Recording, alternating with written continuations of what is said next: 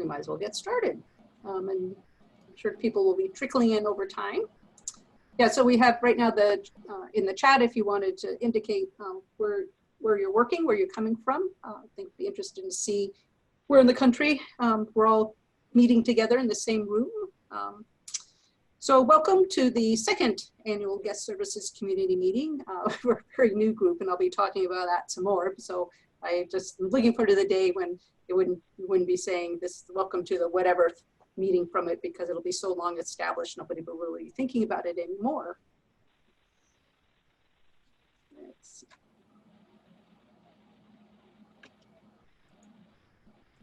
That. So this is what we're planning on doing today. Just have a brief introduction to what the purpose of our community is, introduce our leadership team, and invite you all to join the team, and then also look ahead. We're going to have elections coming up in the next year, and so you may want to become an officer, but there's going to be other duties that you can perform if you'd like to participate on the leadership team. And then we're going to be talking about some of the things that are important to our community, things that you're worried about, things you want to get advice from. So you'll have the opportunity to contribute. You can ask questions or share answers and so forth. So that's going to be the plan for our meeting. So for the purpose of the community, so we just came up with this, and of course it can change over time as the community's thoughts have changed, but for now, the guest services community realizes that for a public garden or arboretum to thrive, we must deliver exceptional service. Attention must be devoted to the safety, needs, and expectations of the visiting public, as well as the fulfillment of the organization's mission. So there might be two things that perhaps one thing's what the public might want would go against the mission of the garden. So you need to balance the two of those, have them all needs met as best as possible. This community establishes a forum where guest services professionals associated with public gardens and arboreta may become acquainted, share best practices, collaborate, and assist each other with guest service related issues. And I must say, even though our group is very, very young, we've been doing an excellent job about that. So we're small but mighty. So I asked Ken to help me put together some statistics about our community. And there's going to be 22 of them that anybody can choose from. And people can sign up, and in membership, we're pretty small. So again, we're not very old. So we're at the bottom 25th when it comes to membership numbers. So there's 5 communities that are smaller than ours out of the 22. We are in the top 3rd when it comes to the number of discussions. So the whole idea of this group, the purpose was so we could talk to each other, share ideas, you can pose problems, and we're a chatty group. So even though there's not a whole lot of us, when you look at the sheer number of posts put on the discussion boards at the APGA website, we are in the top 3rd. So out of the 22, 15 communities have fewer discussions than ours. So that's really great. And so I was wondering, is it just that guest services people have a whole lot of problems? Maybe, maybe not, but then at least we're very open about posing our problems, don't mind letting people know that we need help with something. So that's great. And then the other thing is that this is a forum to pose your questions and your concerns. But then the other thing is to get advice. And so we're also excellent on that. So again, we're in the top 3rd when it comes to replying to discussions. So there's nothing sadder than when somebody posts something on the discussion board saying, I need help with this. And do you have any idea for that? And it's just crickets, or even no sound at all. So it's very important that people keep an eye on that and reply to each other and give each other support. But we do that very well in general. So again, 15 communities have fewer replies than ours does as well. So I'm very happy with that. So again, it's a very young community, but we're very supportive of each other, and it's fantastic. So thank you. So one of the things that a community does, and I'll discuss it, bring it up again a little bit later, is that we're encouraged to have annual events, so ways that we can contribute to the greater knowledge and help each other out. And so what this group did over the last year, we had the 2 webinars, and one was on best practices and guest services. And I found this one particularly valuable. We sort of my garden really didn't have a guest services policy. And so we took this information that was covered during this webinar and created one, entire one, which is now what we live and breathe. So I found that very useful. And then also we had a webinar on internal communications. So it turns out that sometimes different departments don't talk to each other too well, or maybe the people in the higher administration don't get the information down to the lower level staff as well as they can. So there was a whole lot of information here of different ways you can communicate with each other and best practices for that. And again, my garden took that and we came up with a flow chart. So when do you use an email versus posting something on a project software like Asana, and when do you have to go find somebody and talk to them in person anyway. So this flow chart is a helpful way to figure out how to communicate depending on the situation. So one thing is, as a community, we've decided, do we want to hold more webinars or do we want to do something else as a annual project? So we have your leadership team. We have at least a couple of us here today. I'm Elizabeth Dickey. I didn't introduce myself. Elizabeth Dickey, Education and Visitor Engagement Director at the Idaho Botanical Garden. And our vice chair is with us, Tyler Pizzuto. So he is an assistant with this group. And then we also have one other official officer, a communications person, Christine Martinez. And then we have Ken Annan with us today with the APGA that helps coordinate us and acts as our liaison with the American Public Gardens Association. So what we have, and you can have access to this through the APGA website, is the handbook for the communities, and it all talks about what the communities are for, what they do, and the different positions. And so one thing I mentioned, we're supposed to do the annual projects. And so we can have like the webinars like we had. A lot of the groups have the symposium instead of the conference. You can have just the symposium for your community. You can hold workshops at the annual conference. You can send in articles for the Public Gardens publication. And so for all make those happen, we need people on the leadership team. So right now, through the APGA website, they're taking nominations for the chair and vice chair. And so if you would be interested in doing that and bringing this community to bigger and better things, or continuation as we are doing now, please do send in your nomination. So with this handbook that you can access online in the libraries, is for the chair, what you're going to do is help plan meetings, like holding the meetings, and then if the chair can't be at the annual meeting, then the vice chair gets to lead those. There's quarterly meetings that all the leadership, the chair and vice chairs meet through a phone call 4 times a year, so you do that. You're expected to go to the annual conference or send a representative like your vice chair to do that instead. And you start, think of help advance your community. So that's not so bad. And the vice chair helps out the chair to do those things and fills in when the chair can't. So if you don't want to have one of those, you can be, there's other jobs you could have in the community. There's the resource area leader, because each community has a library. And so you can try to find helpful things to put in there that other guest services community members might want to use in their work. Professional development. So you think about some of those annual projects, what would be, do some research, what would be helpful to the community. And so you can try to find those sorts of things. You can help work with the annual project. So maybe the professional development leader say, well, this might be good, this other thing. And then the one person could run with that for the annual project. And then we're going to need an elections coordinator. So we're going to be having an election, and people who are running for office cannot run the election. And so we need to find somebody who doesn't want to hold the vice chair or chair, but wouldn't mind coordinating the election. And so we can talk more about that, what that entails and so forth. So if you want to help out in any way, we did have a person who is interested just in leading annual meetings. She wasn't able to join us for this meeting.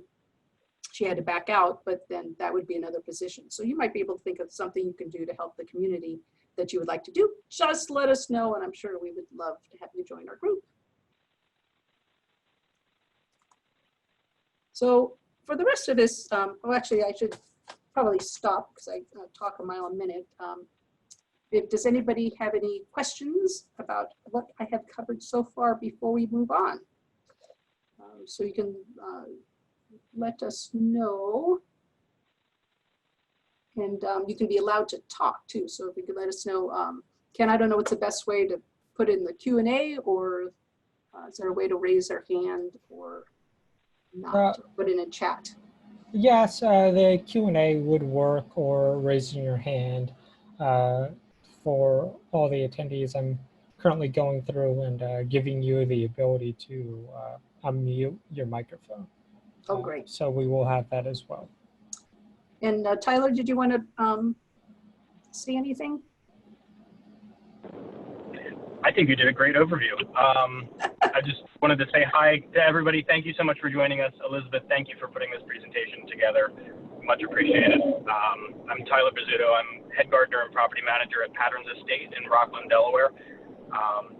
Before my current position, I worked at Longwood Gardens in Kennett Square, Pennsylvania, where I did a little bit of horticulture, a little bit of guest services, and I think that the two really go hand in hand to create this ultimate public garden experience. So I'm passionate about both, and I love hearing what everyone has to say. So I'm looking forward to hearing everyone's questions and hopefully answering in any way that we can. Thank you all for joining us. Thank you. All right. So what I did is I put together a short survey that I posted on the discussion board, sort of listing some different guest services topics, and asked people to pick, I believe it was like their top 5. And then I took those and then I ranked them in the most popular to least popular.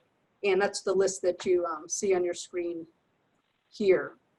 And we don't need to discuss these in order, but it was just get another opportunity other than the discussion boards to talk about what's going on, any questions that you want to discuss with the group, any advice that you have for others. So looks like, yeah, you can, would be able to unmute yourself and if you wanted to speak up. So this was, the first one was a little nebulous. It sort of was what has gone well and what has not gone well, which is not anything in particular, but does anybody want to tell us about some change that you may do?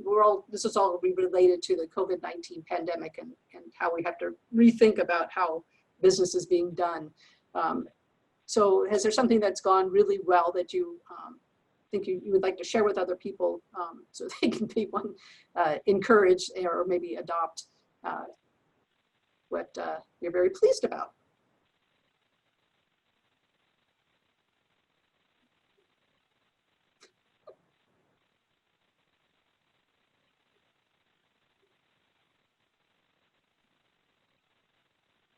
No, well, okay, I can talk about one of my things is so I'm more of an education director than with the guest services, but still being able to deliver education programs to our members and the general public is important. We were doing a series of many in-person classes that we were able to switch over to webinars. Because we couldn't meet in person anymore. And the vast majority of the folks were very happy that we were still be able to offer the education even though it was online. And our speakers had been excellent. And we were able to record those and then share them with folks later so they can review it in the future after the actual webinar took place.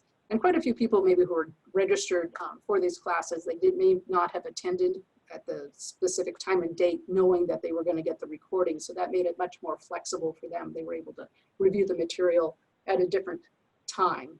We did have a few people that were really not comfortable of signing with Zoom, giving the permissions for Zoom to access all the things on the list that Zoom was asking permission for. And so we did lose some people because they weren't comfortable with the technology.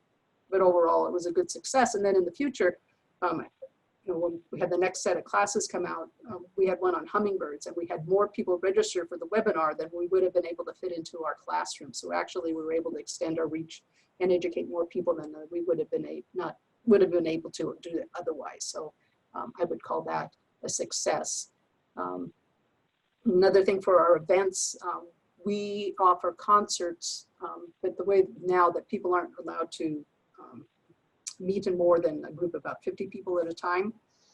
So we did have our health districts out, and by reducing the number of people coming in and saying that only this many people would be able to sit in a particular area, we were able to have our local concerts, and the public have been very grateful that we do have music, it's outdoors, and they can attend and have not quite normal, because we still can't have food vendors and other issues, but it was closer to what they had used to be doing in the past. So those are sort of like successes. So we were able to modify the things that we did here at a reduced level, but still meet the public's wants and needs. Elizabeth, I see a chat coming in from Robin saying that they're using advanced time online ticketing. Yep. They had not done that before. They really enjoy the advanced ticketing, and they're saying that going back to just cash credit's going to be a challenge.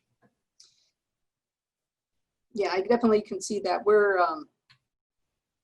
also going to be going to advanced tickets and then time ticketing as well. So I know there was other people interested in the topic of ticketing. We'd love to hear more about that from others. We're using AllTrue as our database, and it has the capability for time ticketing. So some of our bigger events, we're going to be having one in August. We're going to reduce the number of people that can be in the garden at one time and use it through time ticketing. And so it'll be an experiment for us, and we're looking forward to seeing how that goes. For our, as mentioned, the little concerts that we have, since we reduced the capacity, we have told everybody you really need to buy your tickets in advance, and we've had concerts sell out. So that's been very useful to be able to sell tickets in advance. I agree. It's a great thing. Excellent, thank you. And I'm seeing one question coming through, also kind of a comment. It says, a one-way path has worked well for us. We're transparent about our cleaning schedules, requiring mask distancing. Their free garden and their donation per cap is up to 59 cents. Much lower attendance, but I think it's great to have the public back, and we're very grateful to be able to visit again. That's great. One thing we've added is sort of we're calling like garden monitors. So we volunteers have been very disappointed that they haven't been able to participate as much because we haven't been doing as many things. So we have garden monitors, and their job is to hang out wandering around the garden, just to keep an eye on folks, just to remind them about social distancing and one-way paths and so forth. But and they've been enjoying that very much, and they're very grateful that they have the opportunity to come out, just hang out in the garden. We haven't had any issues or problems, which is great. But it's good to know that those folks are out there just to make sure things are going well, and we'll be able to report to staff if there were any issues. Excellent. So I'm not really seeing anything come through, and just as a reminder to all the attendees here, you can always unmute your microphone and ask a question live. You can also continue to use the chat or the Q&A. Any of those options work. Yeah, great, thank you. So has anybody had things that did not go well that you tried and failed miserably, or had to rethink in some sort of way?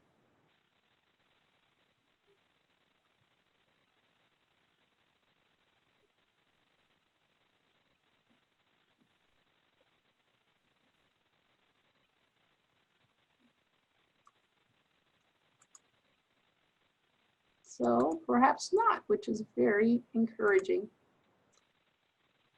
So the next thing that people were interested in was the new admission procedures.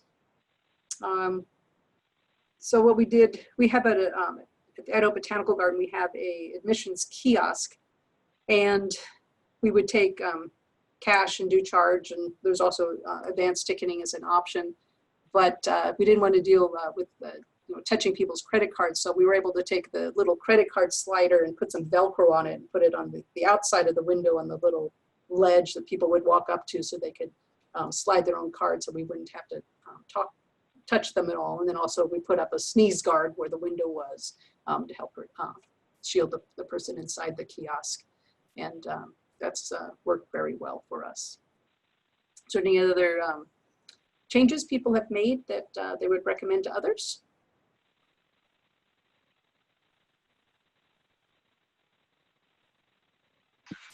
Hey, this is Devon Dotson from United States Botanic Garden.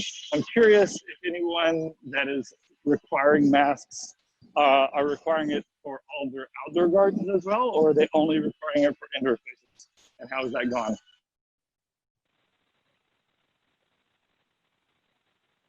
Hi, this is Barbara with Ladue Gardens.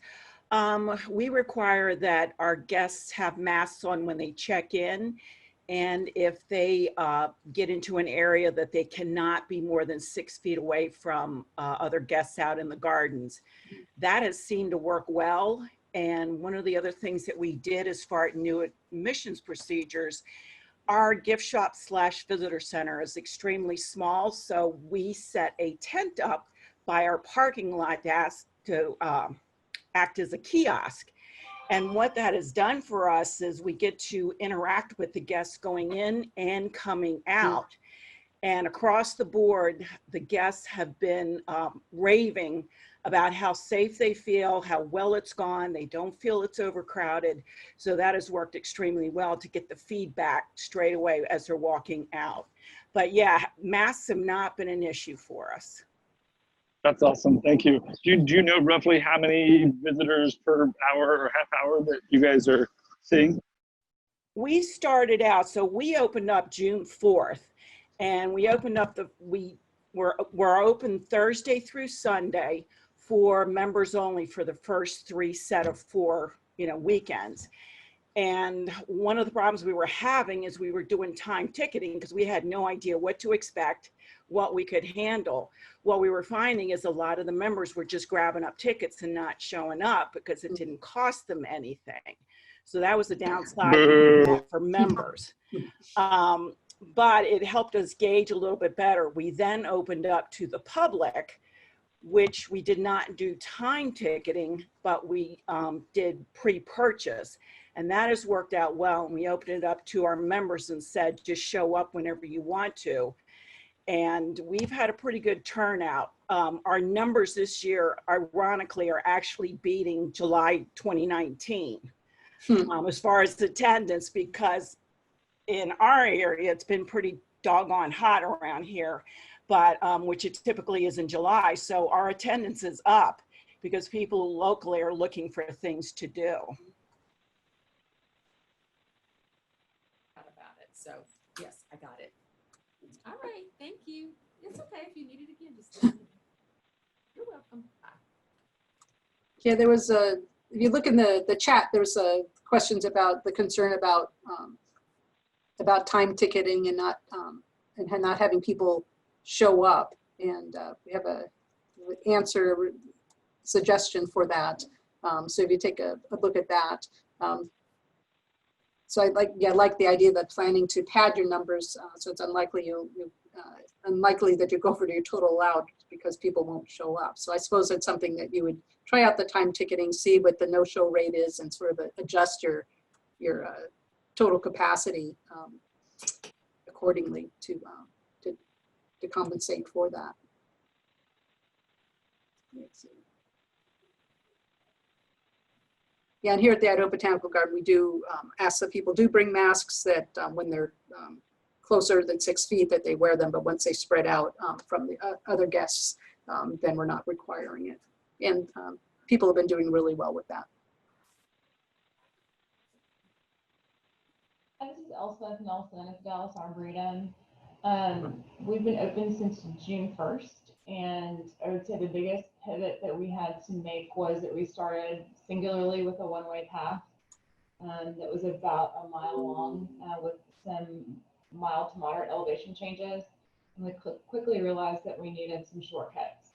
We had some emergency routes planned in case we had any emergencies, but I developed a basically half-mile path from our main entrance and a half-mile path, or 2/3 of a mile path from our north entrance, just with a lot of signage, a lot of distancing stickers, and a lot of reminders, and that was a good adjustment for us. So I think we thought, oh, we'll just make a loop. It's so easy, but it's not easy. And as to masks, I would say in Texas, it's approximately 1 million degrees.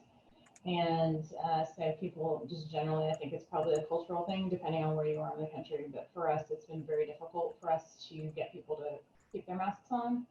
And despite the fact that they are required by our governor and city government, they have to wear masks inside buildings. So that's been a big challenge because we're certainly not going to enforce that.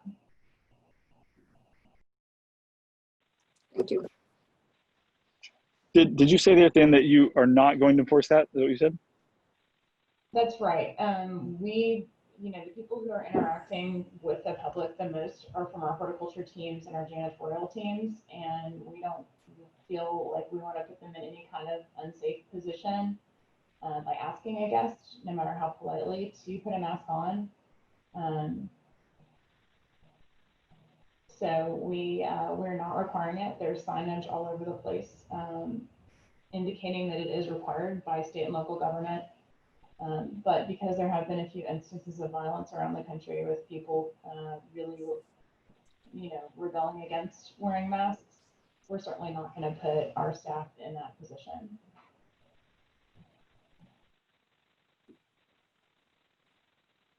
So this is Dee Ashworth from Franklin Park Conservatory in Columbus, Ohio. And we might be a little bit unique in that with our governor's executive order, we are requiring masks both inside and outside in our gardens. And we take that challenge right at the ticket center. And we are requiring that they have a mask. We sell the masks at the desk. If they don't have one, they can purchase one for $1, one of the disposable masks. So we do require it from the get-go. We do have problems with guests that will take them down when they're, especially in our outside areas, but they are being asked to abide by our rules. And so a little bit different in the fact that we are requiring it for the outside as well. I think our biggest pivot was we started out with strongly encouraging masks. And then when the executive order came through, we had to turn everything on a dime and make it mandatory, which meant all of the signage had to be redone. All of our practices had to be rethought. But it seems to be working pretty well at this point.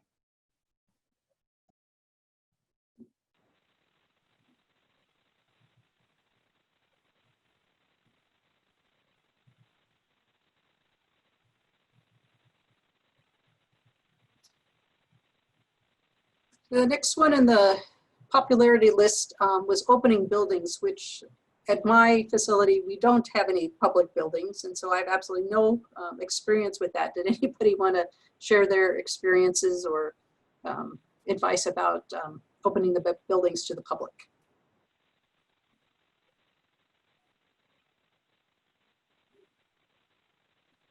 So this is Cynthia at the Bellevue Botanical Garden. We are part of a city, and the city has the buildings officially closed until our county is in what we're calling phase 3. We're still in phase 2. Our governor just told us we're there at least for 2 more weeks. So the only indoor space that's available to our visitors is the public restrooms. But we have determined as a staff that even once we get into phase 3, we're not going to be opening our buildings other than potentially for programming in the rental space.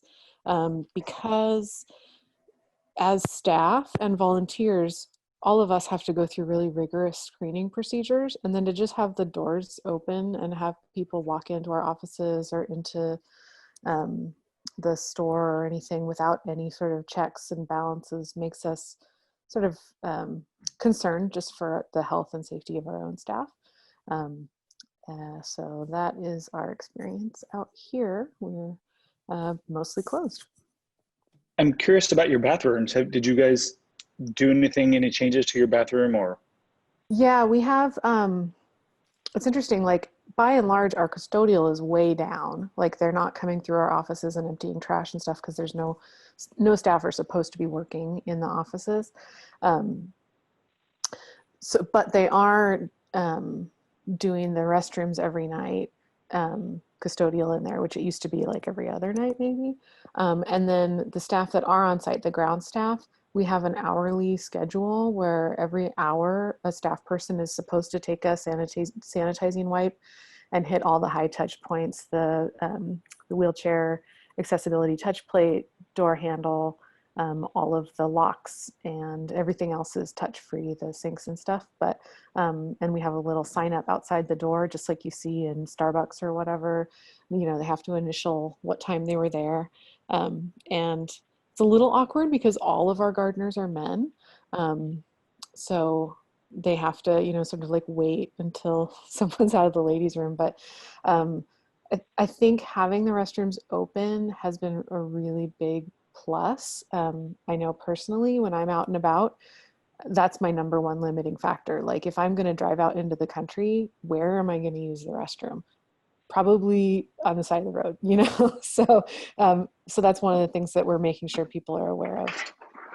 Yeah, I mean, I think it's something a lot of us are all grappling with as we're looking at reopening conservatories and buildings. Do you have direct access to your bathrooms very close to your public doors?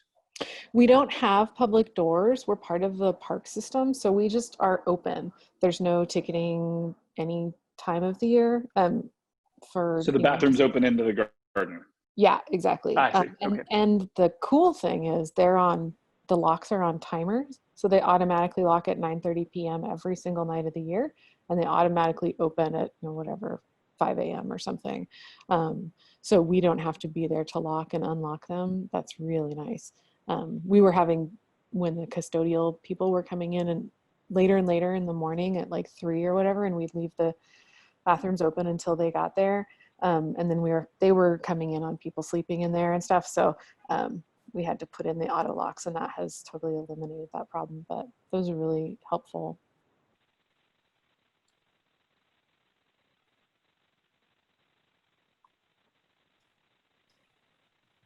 Yeah, we do have sort of single stall unisex bathrooms at my garden. And just with now our county having the mandatory mask order, we are going to put signs on the outside of the doors saying, please wear your mask while you're inside the restroom. It's just a small enclosed space. And then there's all the talk about stuff coming up from the sewer. We don't, I think we're thinking about getting lids for the toilets too, so you can close it to trap the germs that might come up. So I guess we do have a building, and that's with our issue. So we're gonna ask people to wear masks when they're inside. We did have air blowers, but there's also the idea of blowing the germs around. So we've disabled those and gone to paper towels, which is also an issue about dealing with the paper, but people do like to dry their hands. And so we're gonna make that possible.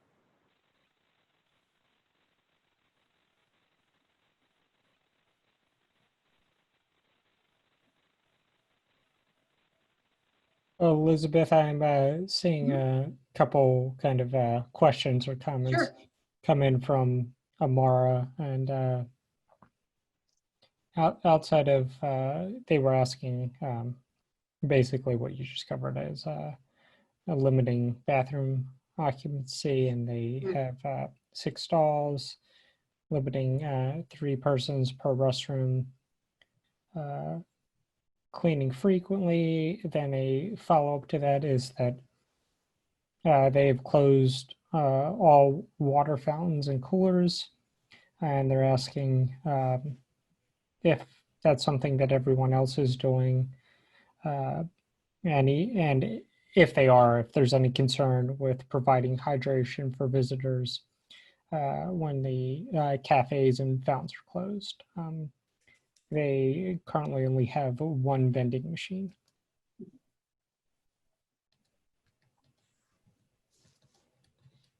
Yeah, where we are in Idaho, it does get incredibly hot. Where it gets up 90s, low hundreds, and so we do have a couple of drinking fountains, and then also a sort of a water station with a spigot so people can refill their water bottles. So we're just hitting it with sanitizer a few times a day, but otherwise making it available to our guests.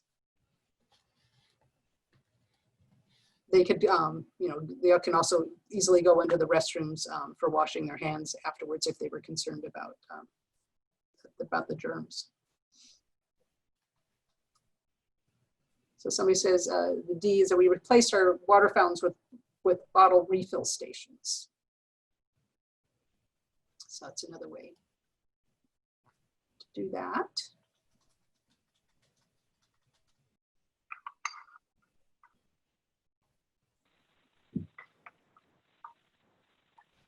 Jumping around here, but this is Devon again. I see that wheelchairs and amenities such as that are mentioned in number 10.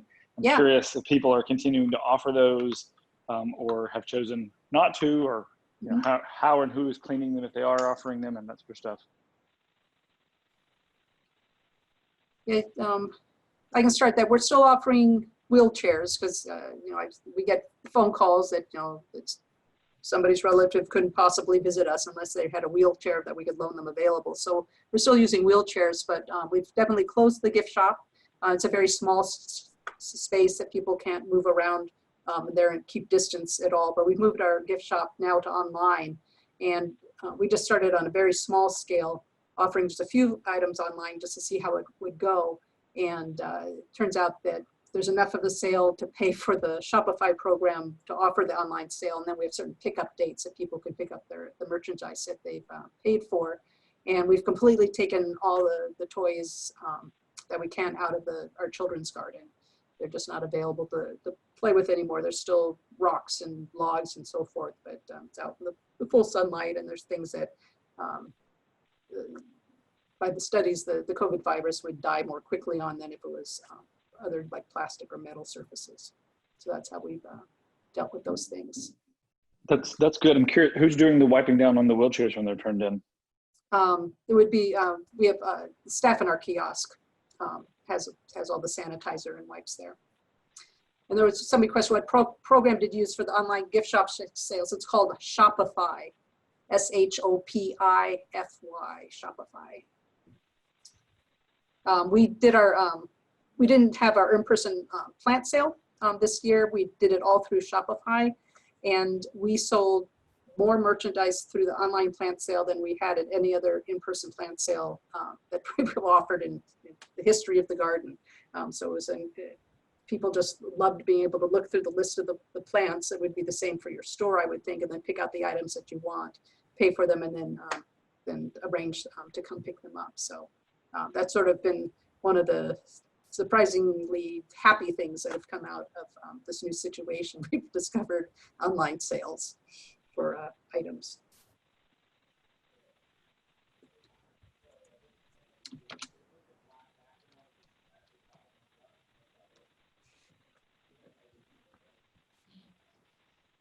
So any people have wheelchairs and still making use of those, or how you're dealing with your children's gardens? Anybody like to add anything?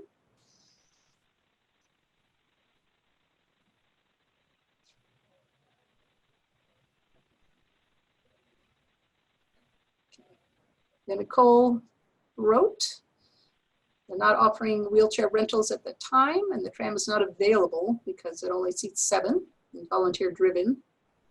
Guests are welcome to bring their own wheelchairs or scooters out there. Can't fully open their store, but you can have a table with set of popular items on display, and they can retrieve the items in the back and accepting credit card sales. So you can do it, so being able to have a store on a smaller scale. And I think we're probably going to add sort of a pop-up store at one of our concert at our concert events too. So we'll try to store items on a much smaller scale outdoors where things are a little safer. Thank you.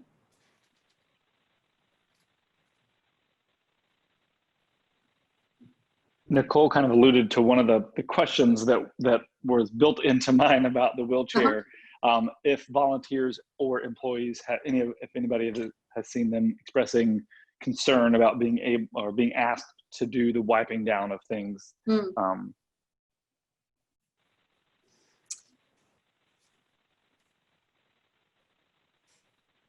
Yeah, we had tried.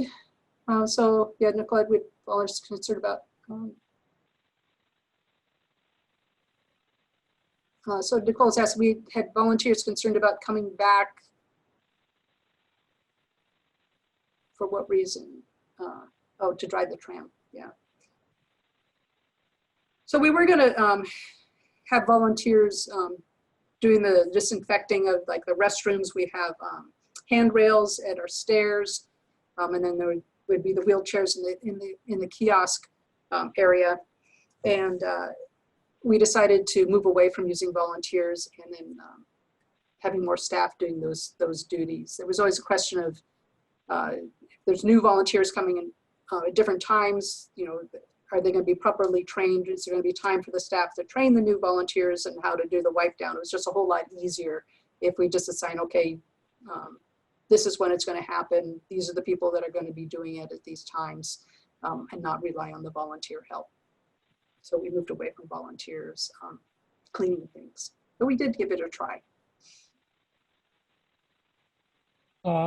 Elizabeth, just really quick, I see that Marissa Jacobs has their hand raised, so okay.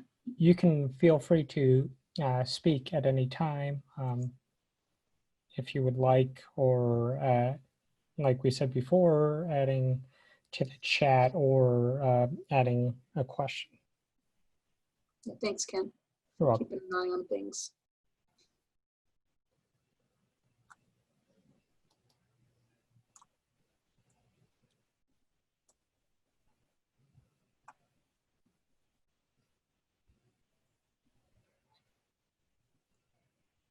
And just looking at the Q&A, I'm seeing several responses from people about restrooms of different occupancy rates of 25% and having a restroom attendance and just monitoring and swapping out janitors as time goes on. Others have closed every other stall. And as far as the drinking fountains go, people are including in their confirmation email that includes all the information of their garden and recommends bringing a full water bottle, and then no wheelchairs or strollers, too labor intensive. Their shop is open. Staff only lets 20 people at a time. And they're saying with our much lower attendance, it's working, sales per caps are up.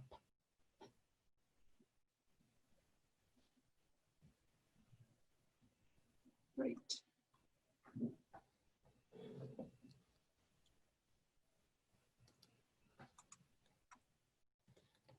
All right.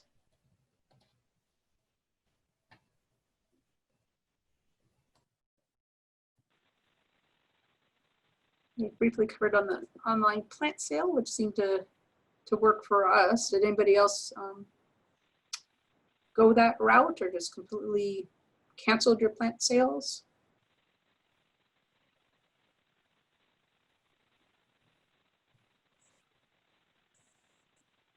Maybe you never ever had a plant sale? Hi, this is Barbara again from Ladue Gardens. We did the time ticketing. What we struggled with is the program to use. For pre-sale tickets, we had been using ShowClicks for our major events. The unfortunate thing is they throw a 20% fee on top of that. So we wanted to avoid that. So we're limping along with a program called Mobile Cause, which doesn't charge as much of a fee, but I was wondering what other gardens were using so that those that are paying regular admissions aren't getting this astronomical fee tacked on.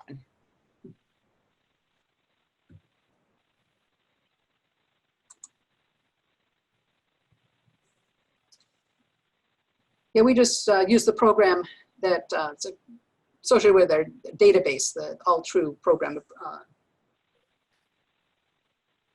Blackbaud product. We haven't used the time ticketing yet, but we're looking forward to it for our event next month. Amara Townsend says we're using Double Knot, but not sure about the extra charges since it's free to enter their garden, I assume.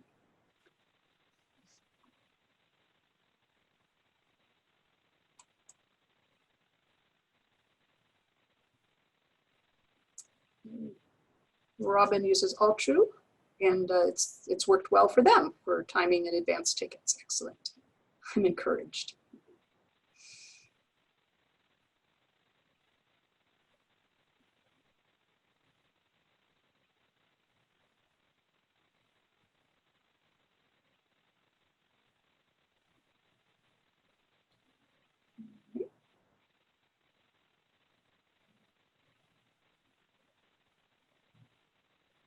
Did anybody have any questions or concerns about cleaning protocols, or you're pretty comfortable about what you've worked out at your facility and with your staff, or you still have any concerns?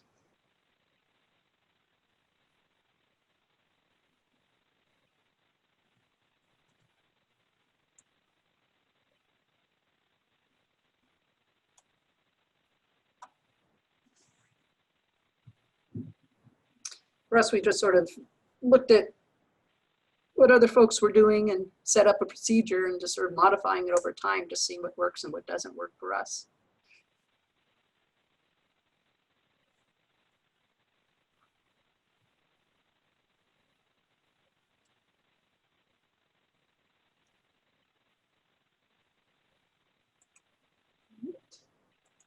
Let's move on.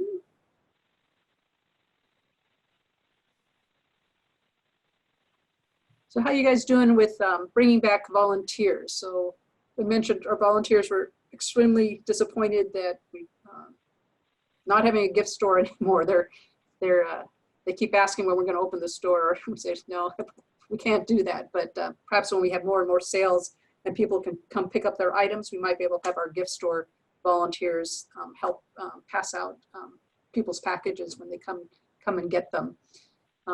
So we're able to slowly open our events with smaller numbers of people coming through, and we need volunteers for that. So it's great that we've been able to have them back on. And then for the longest time, we didn't have any horticulture staff volunteers coming in at all, but now horticulture staff are back on the job again and worked out ways to bring in the horticulture folks. And actually we got so behind on weeding and planting and everything else is that we're looking for more volunteers.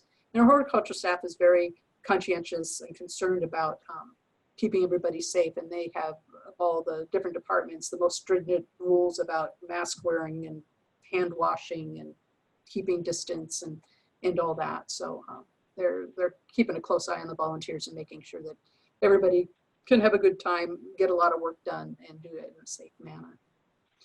So other people have any issues or problems with the volunteers? One mentioned was, they're not sure they want to come back and drive the tram, so that's not available at this point in time. Anybody would like to add anything, ways of reassuring or things that you're wondering about now? This is Cynthia over in Bellevue again. We have brought back, like you, our horticulture volunteers because they're able to work outside. We do require that they wear masks. One of the things that we've made sure that the horticulture volunteers are aware of is they're following all of the same protocols that staff are. It's not like we're giving them any extra, like we don't trust you level of protocol. So they have to do the exact same check-in procedure, verify that their temperature is, not over 100.4, sign this thing. They can't share any tools. They're supposed to bring their own. They have to wear masks. They have to work far apart. We made these signs that are like, sort of like the yard signs, and they're supposed to put them up so that visitors don't approach them. Yeah. Because that's a pretty common thing is, visitors always want to know what you're working on and what's that plant. So the horticulture program has been, for the most part, going pretty well. We do have our classic rogues who, like I was just there for a meeting this morning and I was like, there is a woman working over there who I've never met, I've never seen, but she's got pruners in her hand and now I'm worried. So I went over and introduced myself, and one of our other volunteers was like, yeah, I'll train you on the procedures and how to and check you in. And I was like, who even is this person? Like, no, you can't just invite other people. So communication has been a little bit of a challenge, but for the most part, it's going really well. We're really limiting who can come back. It has to be people we know and trust, and it has to be like fewer than 5 people at any one time. So it's a real limit. And then we just started doing some education volunteers are coming in doing some filming because they won't be able to offer field trips this year. So they're going to be sending programming out. And so one of the things we were just debating over this morning is whether the people filming or people who are speaking on video who are volunteers should be wearing a mask, because technically they're required to wear a mask while they're volunteering. But of course, then you're filming a video and they're speaking. So that's going to be kind of a challenge. So we're sort of debating that. I fall on they should take off the mask, but have it visible so people know that they were being responsible right up until the point they started filming. I don't know. If anyone has any thoughts on that, I'd be curious to know your thoughts as well. But volunteers that are back are really happy to be back. So we've been glad to be able to bring them back, but it's a lot of work to make sure they're safe. This is Devon from U.S. Botanic Garden. I direct communications at the garden, so I've definitely struggled with the aspects of the masks on the video and such. And essentially what I decided as a protocol for us was, in a video we were doing, there should be no one closer than 6 feet to that person anyways. And that was my baseline, is like, no one can be near them. And as long as no one can be near them, they are able to film without their mask, and then put it right back on afterwards. And so far, that's worked really well, and we've had no responses from anyone online. And we've done tons of videos now like that. We've had no responses from anyone commenting on, you should be wearing a mask or anything like that. So it seems to be working out okay, but it's a very clear, directive internally that you must stay more than 6 feet away from anyone else, and just take it off for filming and put it right back on. That's really helpful. Thanks, Devon. Yeah, we have a interesting chat from Elspeth Nelson. Says, our on-camera guy is unmasked on videos in the garden, but he did a food demo in a building and he and the chef were masked. Awkward, but legal. So in the building, the mask was on. Outside, the mask can be off. Nicole mentioned, we're talking about volunteers. We have only allowed our grounds volunteers to return, those who assist with weeding, mulching, etc. They can safely social distance outdoors as well. We need to work through placement and sanitizing logistics before we bring back our much more public-facing volunteers. This is Kelly Yeah, at the Arboretum. We've got volunteers back on ground similarly to that. We have not yet even opened our gift shop up to the public. We just recently opened up our lower level restrooms, and that seems to be going well. We've even brought in extra cleaning companies to come in on the weekends to help out with some sanitation issues and things like that. And we actually did do a successful online plant sale just a few weeks ago as well. Excellent. Mara says, our visitors haven't been welcomed back yet, but are staying updated with online social media presence. I believe the idea of including volunteers in virtual tours and videos has been tossed around. Haven't crossed that bridge just yet for volunteers. So our volunteer coordinator was very conscientious about keeping in touch with volunteers, sending out lots of information, things for them to see and do, and just a lot of handwritten notes, just trying to keep in touch with everybody, let them know that they're appreciated, we're still thinking about them, and looking forward to when they could return. And I think that's really kept up those relationships. So I think she did a really great job with that.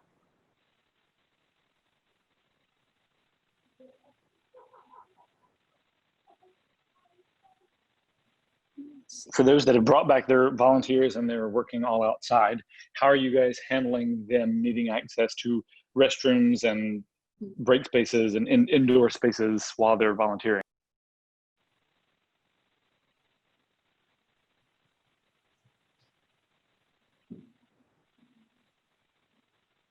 We, where I am, we do have a non-public restroom that they're able to use. And as well as we have this kitchen area, we keep the door open the whole time. And when anybody's inside the building, they need to wear masks. And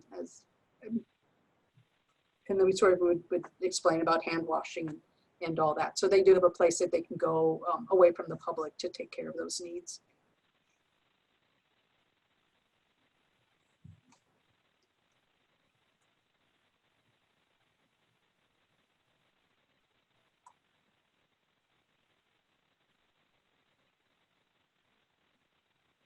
At the Arboretum for our volunteers, we don't have any space in any buildings where our volunteers are welcome in at this point. We're just got it to staff only, other than those lower level restrooms that we have here in the visitor center.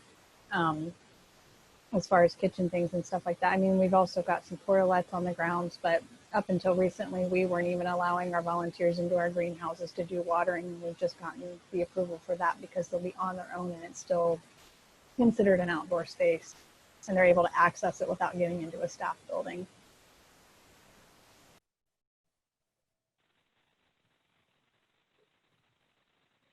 Yeah, for now, for our greenhouses, only one person can be allowed in there at a time with a mask on. So it's very different than how it used to be.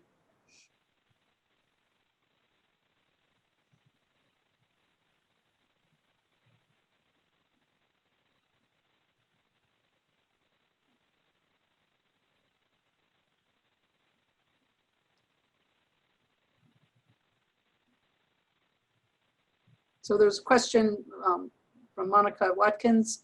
We have an open pavilion. How are others using outside areas?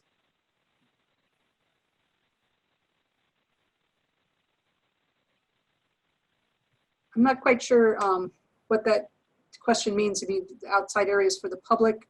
So sort of related question. This may not be what you're asking at all, but we used to have a lot of like wrought iron furniture and seating out, and we've taken all that away. We just trying to reduce the number of touchable surfaces. So we still have some stone benches, but we're encouraging our guests to bring their own chairs with them because we're not really providing much in the way of seating, just to keep down, as I said, touchable surfaces. And here at Dawes again, we're just east of Columbus, so here we're in Ohio, and I think things are getting ready to change this evening. We're waiting to hear from the governor again, but we had reopened up some wrought iron seating and tables and things like that as well on our deck. And we put some picnic tables back out, as well as signage stating that we don't sanitize the picnic tables on a regular basis, just kind of as a warning. And when we reopened, we did to the members first and then to the public. And we always encourage them to wear a mask, to follow all the procedures and protocols. But we don't really go behind them and re-clean those spaces that I'm aware of. I think they kind of do like a sun sanitation more than anything, because we have a learning garden that has some metal spaces as well. We don't have the tables or like the chairs, the lounging comfortable things, but we do have the metal pieces. And as far as I'm aware, beyond that, I mean, we have our benches that are permanent, so people have been able to sit on those the whole time. That's pretty much all we really just kind of have opened it and left it to their own devices, but warned them that we don't sanitize them. We don't rent. So for the pavilion aspect of it, Those spaces, those pavilions are still corded off because you can get up to 100 people in those pavilions. So we do still have that roped off, and we're not renting out any spaces like that either.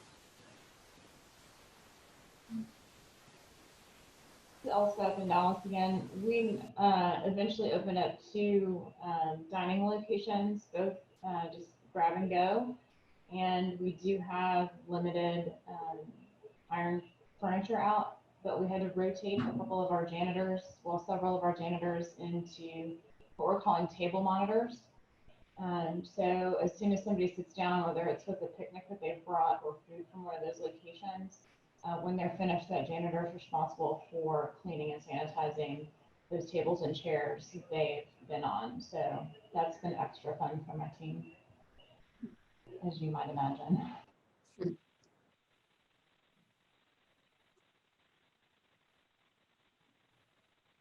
Let's see. I should just, sorry to jump in again, I should mention that we didn't start with this table cleaning monitor person, that we had a guest self-report that they had a positive COVID test, and one of the locations where this guest had been was at one of the outdoor restaurant locations. And so the directive came from the chairman of our board that to make that adjustment, to have that sort of restaurant level quality of cleaning in any of at the locations where we have that outdoor furniture. Before that, we just were on a very regular cleaning and sanitizing schedule.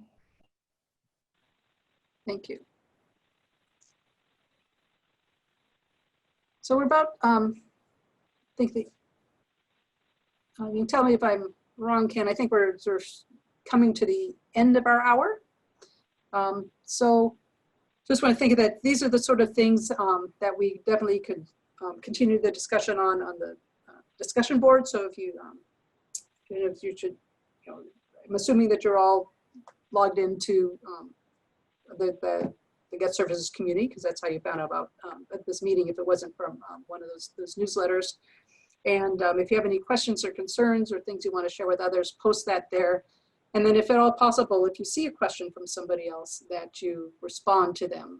Just either, maybe suggestions if you don't know the answer, where they might be able to get it.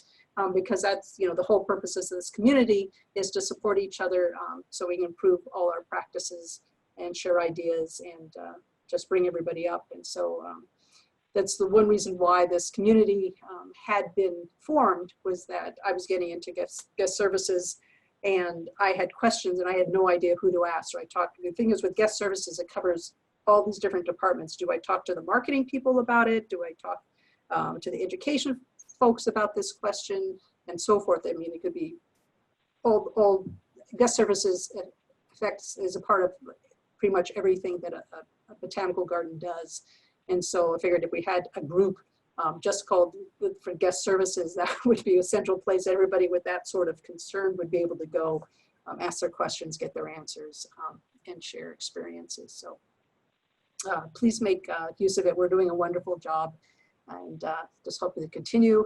Also, if you would like to become involved in the leadership, we'll have to decide what we're going to be doing in the future. So we did have a couple of webinars this last year. We can continue with the webinars. We can take any of these topics on this list or other ones that are of concern and put together an hour-long program, find people who have good information about it, have them share what they know about it with the group. We could do it that way.